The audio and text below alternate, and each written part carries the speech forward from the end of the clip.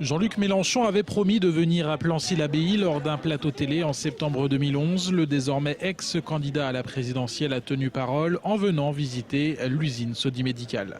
Et ce qui est grave, c'est qu'il pensait même faire carrément la stérilisation en Chine. Donc qui va les contrôler, tous ces produits? On est stupéfait par le gâchis matériel, humain, et on est stupéfait de ce qu'on nous raconte.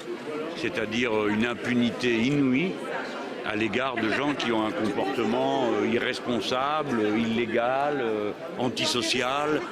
Et ça ressemble à un cauchemar, leur affaire. Le leader du Front de gauche n'est pas venu seul. Il était accompagné de militants locaux ainsi que d'une nuée de journalistes nationaux. Le but est d'ailleurs bien là, zoomer sur la situation.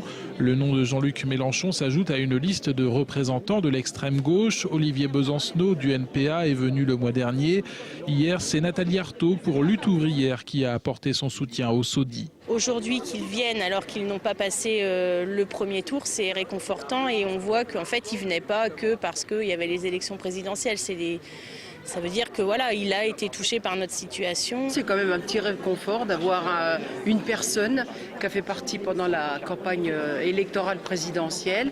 Bon, c'est sûr que c'est après le premier tour, mais ça fait quand même du bien de voir Jean-Luc Mélenchon en Plancy. Le problème, c'est que Jean-Luc Mélenchon n'est plus candidat. Si ces 11% du premier tour lui ont donné de la visibilité, son pouvoir d'action reste limité. Les salariés de Sodimédical resteront sans salaire tant que la justice n'aura pas tranché.